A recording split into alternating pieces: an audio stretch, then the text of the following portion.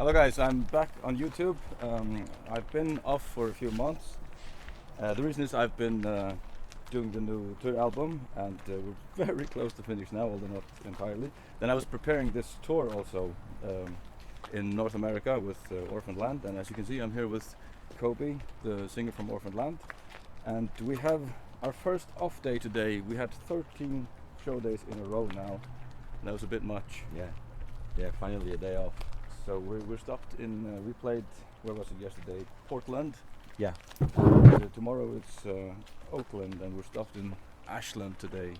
Lovely area. Yes, indeed. Lovely countryside. How did you find the tour so far? I think it's a great experience. First, it's great to know you guys. We're meeting for the first time. Yes. And we became like brothers very quick. Yeah. It seems like the crowd is very much into both bands, and your fans are really digging our music. So it's a great tour. I'm having fun and really enjoying it. Have you been to the US before on tour? Yeah, we've toured just a few months ago. We did a few headline shows, and we did a tour in the past, like in 2010. So this is the third time. Third time. Yeah. Cool. For you? This is, I don't know, maybe 10th time. Oh wow. I lost count some tours back. Yeah. But it's been 4 years ago since we were here, and it was about time we got back. So how does one get into the metal scene in Israel? How did you start? It was in the 90s where I read in the newspaper that there was a suspicion that some soldier committed suicide because of an album of Iron Maiden, which they wrote was the music of the devil. Soldiers committed suicide? How does that connect? They suspected, probably it has no connection, and it was completely bullshit. I see. But they thought, since they found these albums, that it might be a great story to tell that he was a part of Satanism or stuff like that, which was not the case. But that was the trigger to introduce me to that mystic music. That it was written mystic diabolic music, and I was wondering, what the hell is that mystic diabolic music? What's in there that make it to be mystic or diabolic? And it gave me these goosebumps that I really have to check and find this music. So I remember I went directly to buy a cassette of Iron Maiden. Which one? Seventh Son. Okay. Still my all-time favorite album yet to date. Yeah. And my life changed ever since. I felt like I have discovered something very deep in my personality, in myself, in my character, in my life, and ever since then I'm a prisoner of that metal music. So how did you make the band then? Uri, our bassist, he was living right in front of me in Bat Yam. Yeah. We were very close neighbors, like you and Gunnar, for example. Yeah. And I thought that I also want to have a band, and I want to express myself. Yeah. And I didn't know how to play on anything, so I just said, I'll be the vocalist. It was a very lazy agenda for me to do that. And I went to a friend of mine and I told him, hey, I'm going to be a singer in a band. And he said, really? Do you know how to sing? I told him, sure. Look, I know how to do it. So it was just the extreme vocals to begin with? Yeah, it was definitely growlings, and we called the band the Resurrection. It was death metal, but then... How did you get to extreme vocals when your favorite band was Iron Maiden? Because very fast you develop yourself into Slayer and Dayside and Sepultura and Obituary. It was a very high course to discover death metal also at the time from Iron Maiden, and everything considered metal was welcome in those days, and we just discovered that, so it was quickly into the table, all those kinds of bands. Cool. Iron Maiden was one of my first bands too, and Mötley Crüe was the first, but I think the live album, Live After Death, was a very important album for me when I got into music and made the band to begin with. Yeah. They have these hymns, Iron Maiden. Yeah, they really do. It's they like really do. If I was comparing Iron Maiden and Halloween especially to hymnic music. Yeah. Keeper of the Seven Keys, for example. It's really, if you took away the music, you could probably sing that in church. Yeah. I mean, if the metal people, if we would establish a metal country, we can take "Hallowed Be Thy Name" to be the hymn of the country, for example, you know, or songs like that. As an Israeli and a Jew, do you want to make another country? How did that work for you? Well, yeah, sure. An Israeli and a Pharaoh dude established a new country for metal people. Yeah. Sounds like a good startup. Yeah, well, I suppose you can't really tour in your neighboring countries, but no. And we have no neighboring countries. Yeah. So there's not much touring to do. We both share our only friendly border is the sea. Exactly. Due to our politics, only border is the sea. Yeah, and your only border is the sea. So yeah, it's sometimes I found it funny because, you know, we played with Orphaned Land in 47 countries. Yeah. But never in the neighbor countries. Mm-hmm. So we reached all the way to Australia and China and Japan and you name it. But right next door, not happening. But I believe you told me they come to Israel to listen to you, or to Turkey, was it? They come in many cases to Turkey because they cannot come to Israel as well as we cannot go to their countries. There's no diplomacy. I cannot go to Lebanon, I cannot go to Jordan. I mean, I can go to Jordan technically, but there's also the fact that metal music is forbidden in those countries. It's not only something personal with Orphaned Land, but it's considered purely Satanism. The guys in those countries will not understand a skull on your shirt or a Marduk shirt with "fuck me Jesus" and this kind of thing. It will not work. Not gonna work there. So that's unfortunate. They have a lot of metalheads in those places. Yeah, I know. I'm in contact with some people from Iran and from Saudi Arabia, and they have some horrible situations. There's a big underground metal scene, and there's some metal shops, and the authorities tolerate it to a certain degree, and they even have some bands, but there's like nothing really they can do about it other than you know, try and put together their amateur bands and listen to foreign music. Yeah, you know, we played now in Vancouver. Yeah. So one of the bands, of the opening bands, it was a band compiled with a few Egyptians, and the girl from the band, she came to me. As an Egyptian, I'm an Israeli. You know, it's always between the countries, it's always a tension. But she came to me and she said, "When are we gonna get you guys to play in Egypt?" And then we figured that the only way to do it is without publishing it. No flyers, no posters, no Facebook event. It will just go from word to mouth between the people, and we might be able, if technically we want to do it, we might be able to do it in the island of Sinai, when it's close to Israel. It's like, I mean, just figure out the way of underground of thinking. So you sort of go there as a tourist, and we go there as a tourist. They heard that we're coming, and then we will be there without publicity. If you announce it, it'll be cancelled or. If we announce it, the newspapers get it, and they might even get it without announcing it. Yeah. And people might get arrested, and so we really need to see how to do it. But you can imagine that a band wants to meet its fans. Yeah. Anywhere. Yeah, of course. They like your music, you write your music, you travel the world, you live in buses because you want to meet those fans. You want to play for them, you want to share your feelings with them, and that's what we want to do, and we cannot do it in the next doors. I can't even imagine what that's like. I mean, we have no similar experience of any kind. Just imagine a huge brainwash and hatred. Because, let me put it this way. People stereotype other people, but the truth is that all the people are the same, basically. We are born the same, and what is difference between us is the education. Yeah. I mean, take a Muslim guy, put him in, take a Muslim baby, put him in Tibet. Yeah. He will grow up to do meditation. I agree completely. It's not just education, it's also culture that decides a lot of how your opinion forms and what you think about other people. Yeah, I put it in education, culture, and all those things. But the truth is, we don't get that if you would have been born in Israel, you would speak Hebrew like I do. Yeah. Vice versa, if I would have been born in Pharaoh, it doesn't matter if I'm a Jew or you're whatever. Yeah. And we're in 2018, and we still don't get it, that we are the same, and it's just the culture and education that shape us to be who we are and to think the way we think. The year doesn't matter what year we're in.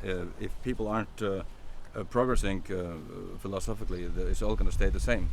And it is, I really think religion is the worst thing. That it just keeps conflicts constant. If you took religion out of the conflict, there's at least a thinkable solution. As long as you have a fundamentalist religion in the conflict, there's just not going to be a solution. I partly agree, because it's true what you say. With all the holy wars in history, and of course conquering the world, Inquisition versus whatever. But I don't think it's only religion. If you go to politicians, I mean, let's look at history. Hitler and Stalin, I think they both have been atheists actually, and they did not put themselves in any religious party, and they are one of the biggest, let's say, killers in history. So politicians also try to keep us stupid and try to keep us like sheep, so they will be able to manipulate us. In the past, the religious priests, they were the leaders of the countries. Yeah. It was no separation of religion and state in the past when you go to in the Inquisition times. True. So I would say it's true what you say about religion, but partly because politicians today are doing bad things and without any name of any religion. They just do it as politicians. That is true. Hitler was probably a Roman Catholic. Stalin was atheist, but I mean that was not the reason that any of those things happened. He was a dictator, and he was a psychopath, and who didn't care if the whole world burned, so long as he was the leader of it. So that's another kind of religion. He put himself on top of it, and people sort of saw him as a demigod probably, or he wanted to be seen like that. So maybe it's a thing about the human behavior.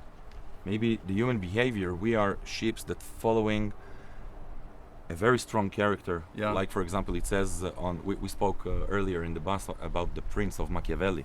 Yeah. Where the people, if they have someone that they love and someone that they're terrified of, eventually they will go with the one they're terrified from, because they believe he can use it that he can protect them. Care of things. Yeah. Exactly. So what I was getting at is we need good leaders that are at least as dangerous as the bad guys, and that would be the good solution. But just doesn't always turn out that way. Yeah, I was posting a few times on Facebook when things have been really chaotic in the Middle East, and people started to freak out and speak this propaganda and bullshit. I was posting one time, we need a very extreme sanity to balance the insanity.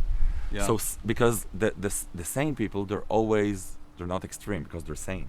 Yeah. But we need an extreme sanity to succeed and do that, and it's almost impossible because Einstein once said that the world will not be destroyed by those who do evil, but by those who do nothing about it.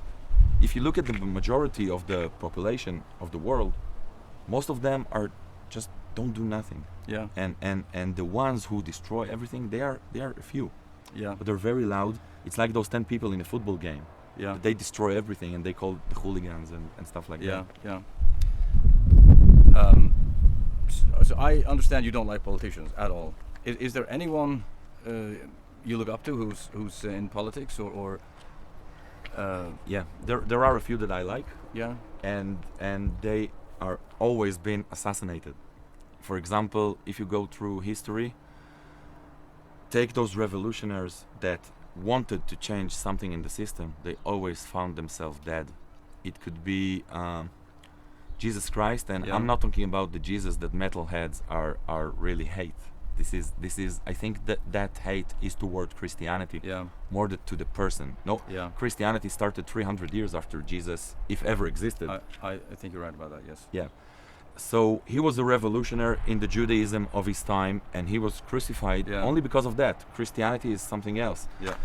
Take people like Mahatma Gandhi or Martin Luther King or Prime Minister Rabin from Israel or Sadat from Egypt, which was the first Arab to do peace with Israel. Yeah. They were all being assassinated. It's like a pattern, and I can find you this pattern for the last thousands of years, that once you get this real true dude that wants to change things and to really rip it off the core, he always ended up dead.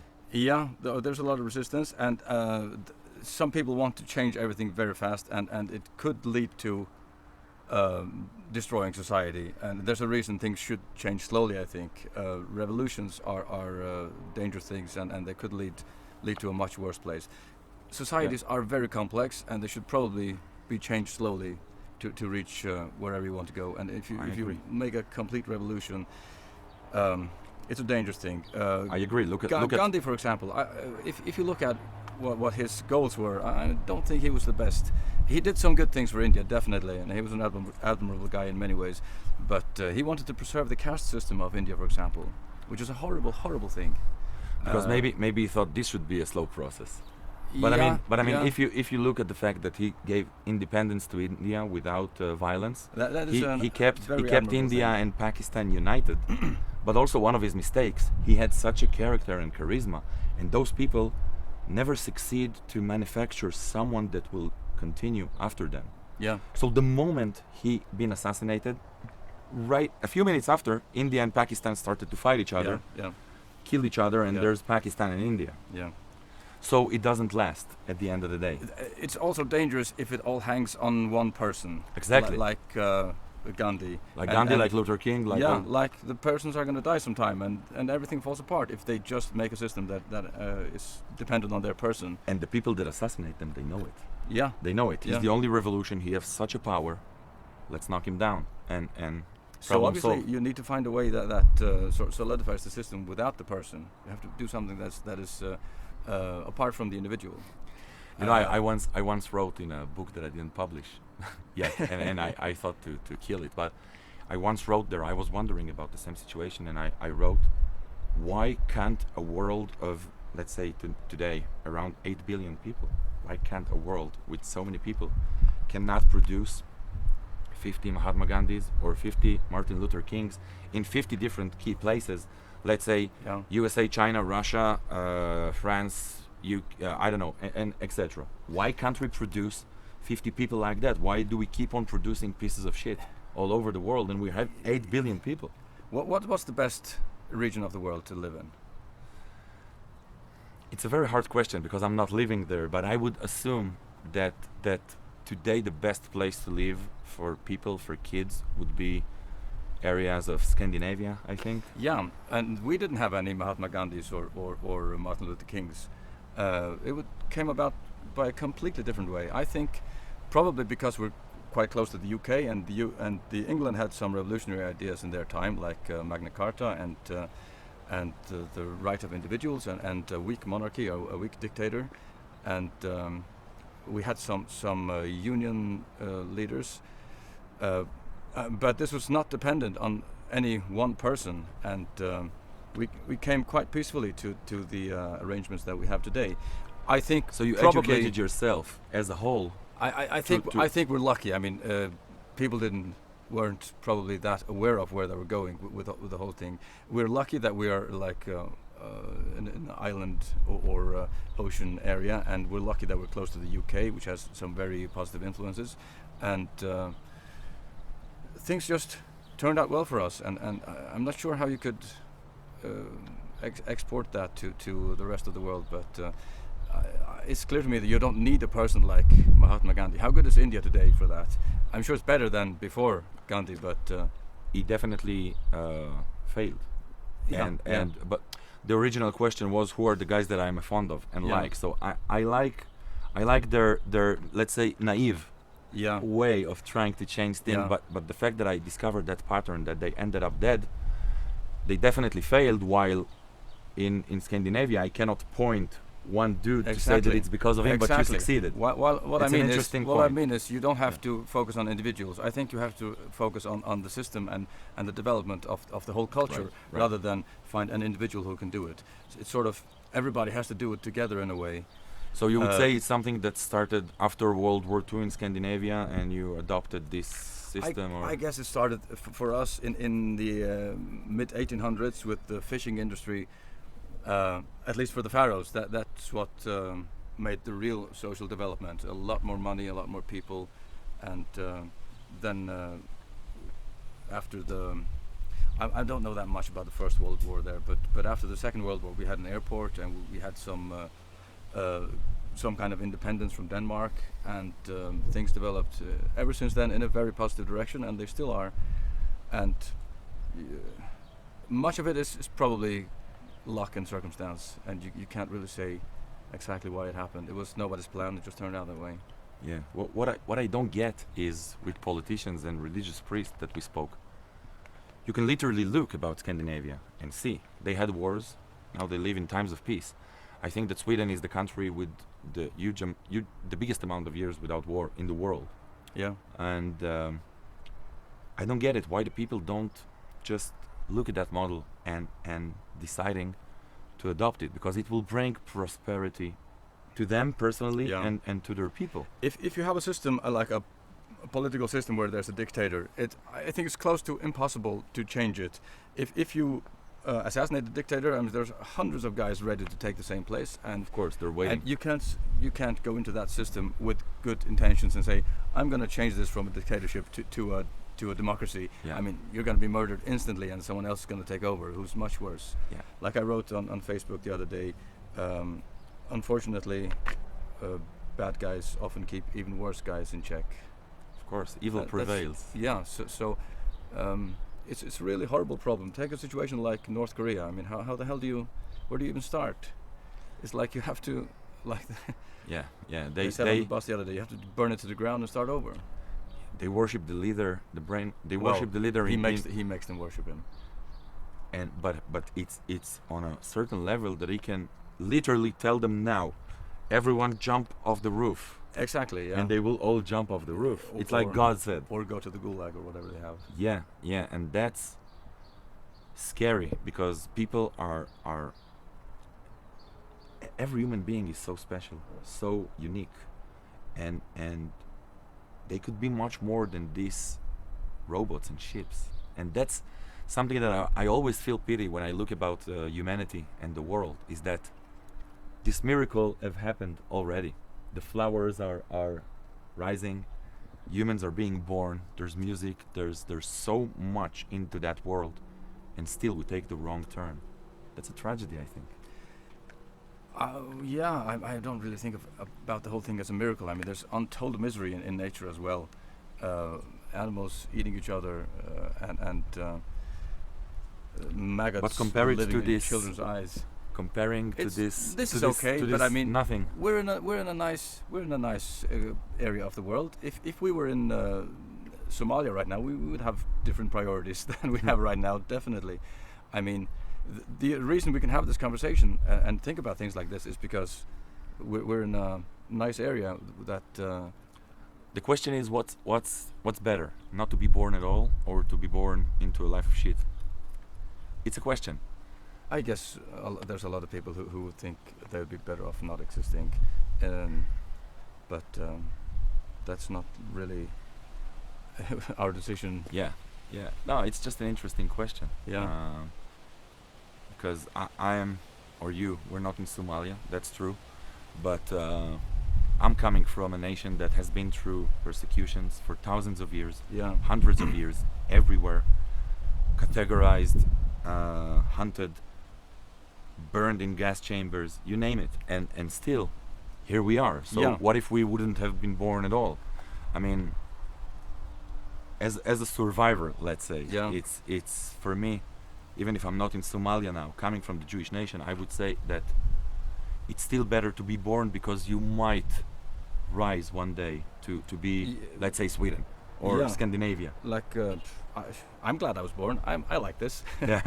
But it's easily thinkable that you were in horrible circumstances and you might want to not exist. That's easily conceivable. Let's change the subject a little. Okay. So another thing we have in common is we get death threats for very different reasons. You get it because of your job. My involvement in whaling. Well, it's not my job really. There's some whaling in the Faroes. It's nobody. Let's say it's your culture. It's culture, yes, and it's a way of meat production. And I posted a picture of me helping to cut up a whale, and that was enough to make some people come after us. Problem is they see whales as actually something above humans, and they say it's a complete atrocity to slaughter those animals for food. So I get some death threats here and there, and you've seen the demonstrations outside some of the shows. I think the record so far was 15 people, but fortunately it didn't have any impact. Like in Europe a couple of years ago, some shows were cancelled. Really? Yeah, but that was mostly for security reasons. I didn't have the impression that the promoters were actually against whaling. They were just worried that they couldn't provide for everyone's security. Right. There was one promoter, however, who cancelled for ideological reasons. But it was strange because they still had a cafe where they served meat and and animal products. So they're not even vegetarian, and they are like ideologically against whaling, and I just don't get that. I'll be honest with you. I find I think protesting is an important thing. As long as it's not violence, you can say your opinion about anything. But I don't see the difference if I'm a carnivore. I eat meat. I don't see the difference if someone is doing all the job for me and I just get it on my plate. I don't see how I am better than what you did, or what's the difference.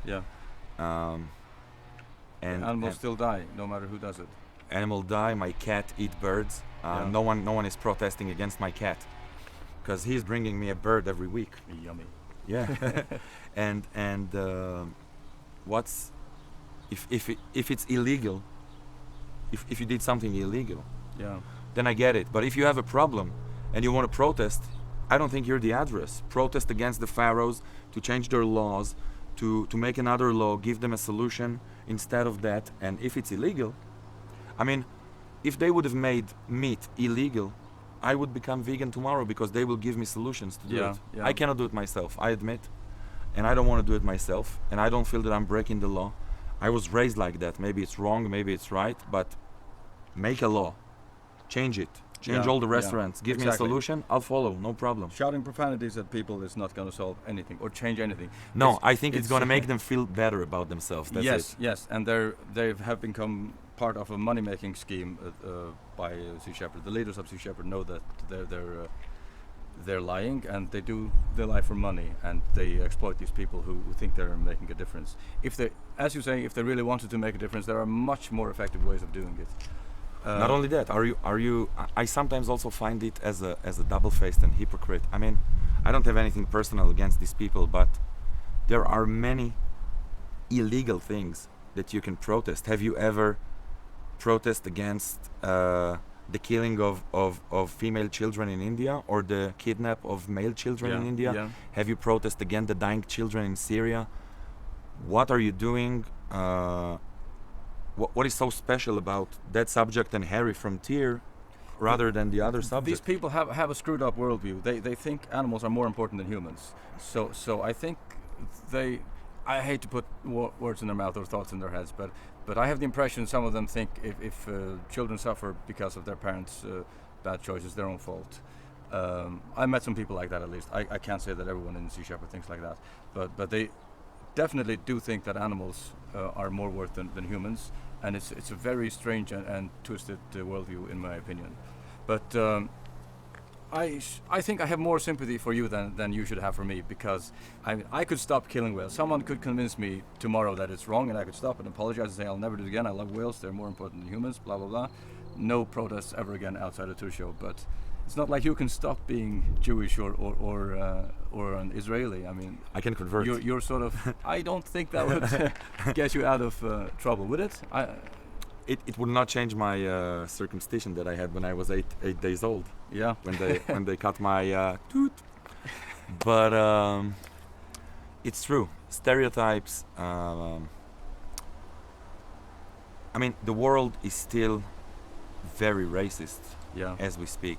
Towards Jews, towards women, towards dark-skinned people. Even towards Muslims in many cases, and I think that we stereotype and judge, and I don't see any way that it's going to change. I think that the way that Israel is covered in the media compared to the conflict, compared to other conflicts, it's just out of proportion. Absolutely. If you will check the civil war in Syria coverage and the Israeli-Palestinian coverage, the Israeli-Palestinian coverage is much more covered by the media. While in Syria, more than 500,000 people died, and in all the wars of Israel together, it doesn't even reach the 100,000. And the conflict between India and Pakistan also, it's sort of the same as in Israel. And there's a lot of people, probably mostly Muslims, who want to erase Israel from the map of the world, but where's the same reaction against Pakistan? It was made to separate people along religious lines. Just the same, and it's just a horrible solution in the long run. It looks to me, at least. By the way, there are also a lot of Muslims who happen to be our fans. We have a lot of Muslim fans. Yeah, that's a strange thing. I think we are. But I'm really happy for you. I mean, it's a good development. Yeah, because it's great to see that not everyone, and maybe especially also metalheads, they're not brainwashed or they have their own way of thinking, which I admire and appreciate. And those people who want me dead, I know that they are brainwashed. They are so taught to think and shape an opinion about a guy they never met. Yeah. What can be more stupid than that? Yeah. I mean, it's a wrong way that the world is taking with that manner. And even if I go back to the whales situation, no one will solve it by having those protests. The only way to solve it is to have a dialogue. The only way to solve problems is to talk to each other. But they don't teach us in school to speak to each other, to listen to each other.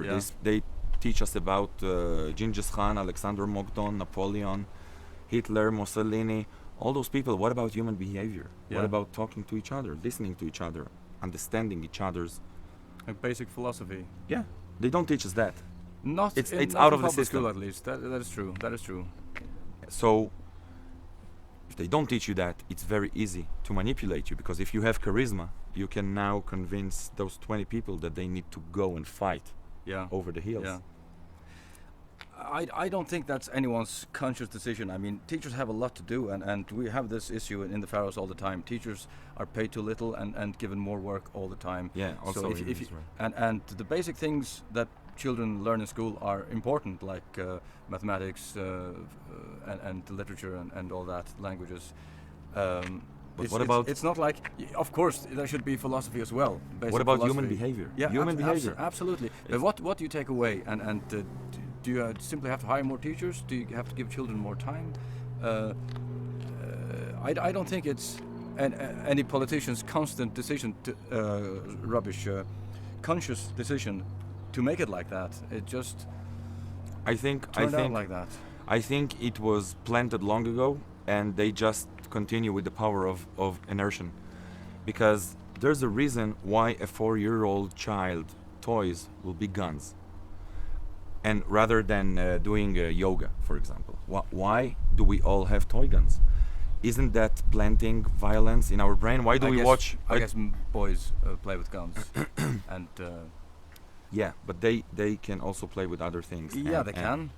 And they play with guns, and then they grow up, they become soldiers. It makes sense that the guns are real now, so it's a pattern. Boys in the Faroes play with guns too, and they don't become soldiers very much.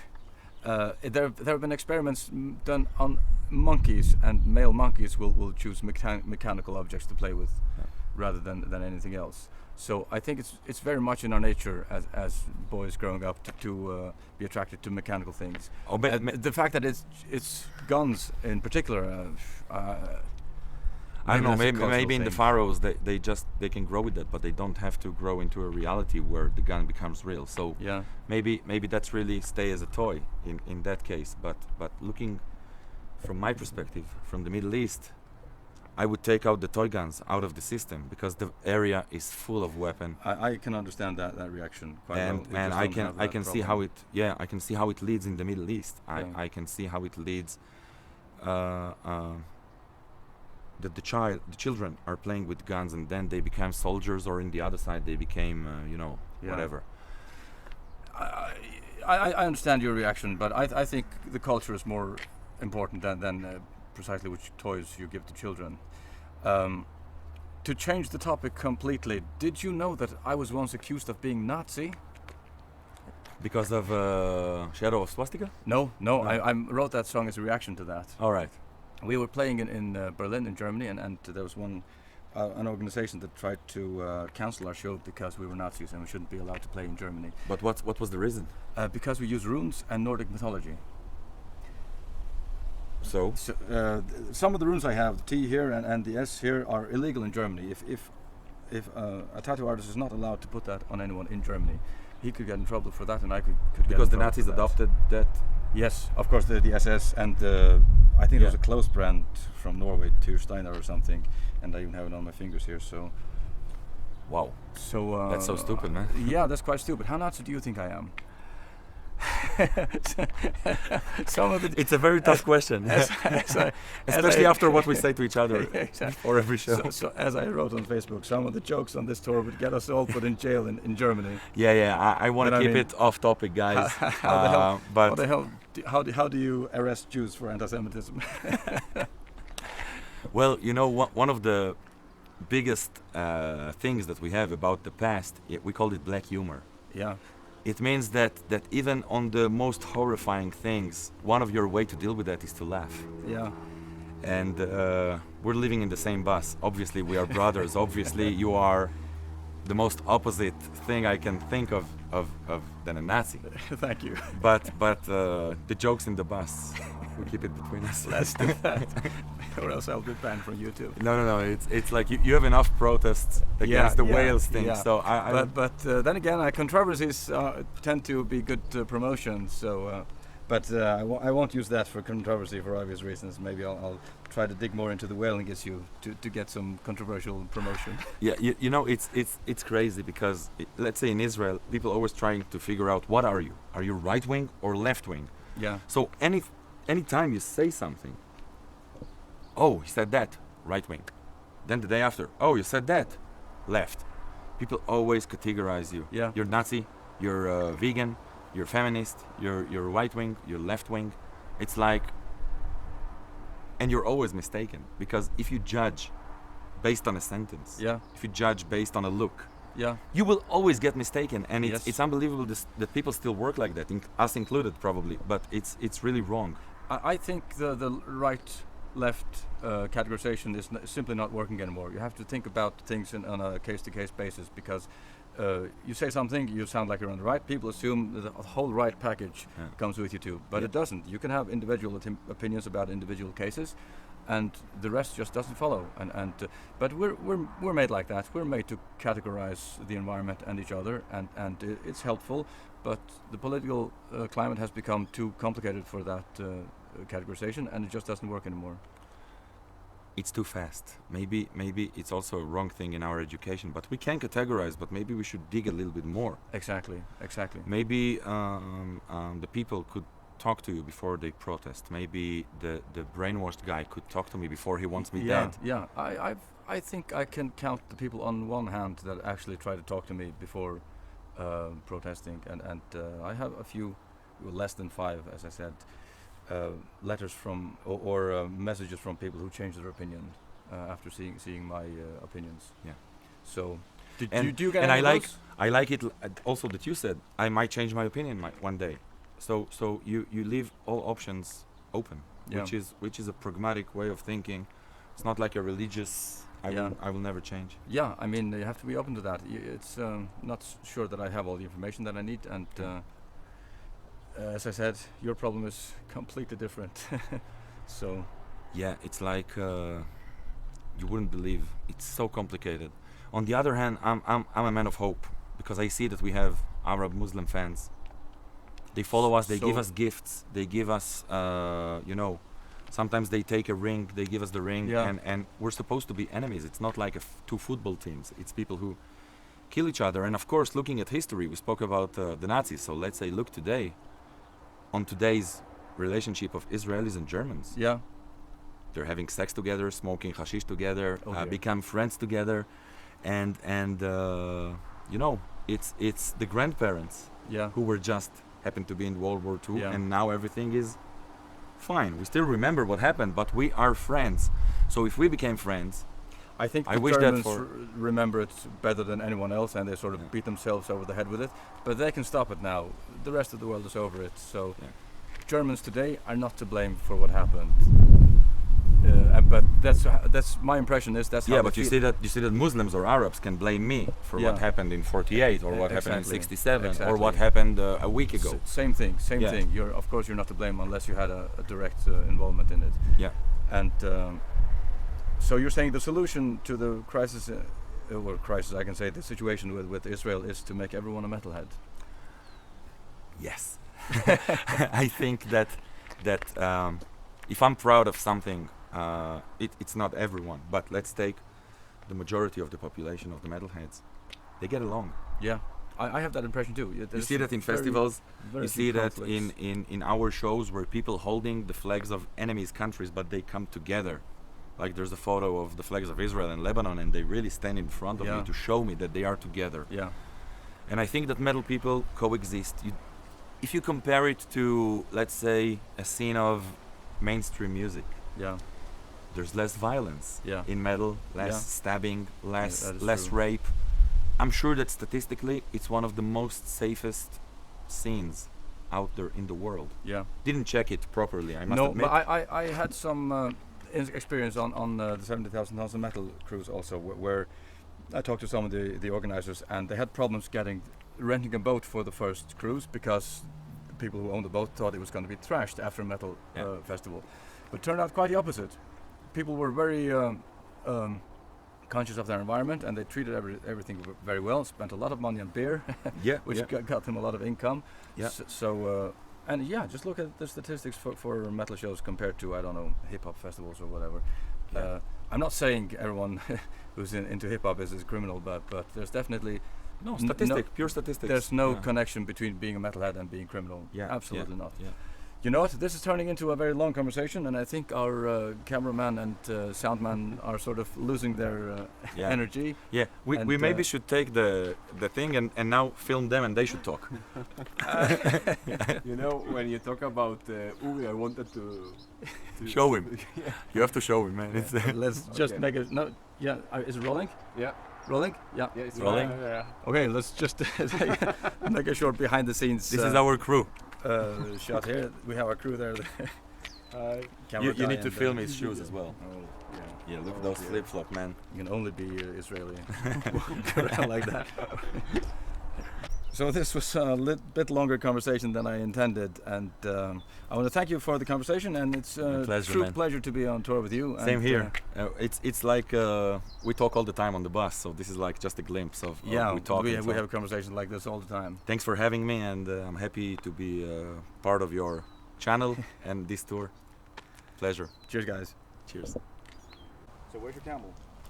It's parking right down near the bus. Is there a shit bucket under it? Or do you can shovel it up later? I have to shovel it up later. I'm hoping you will. I can have Ryan do it.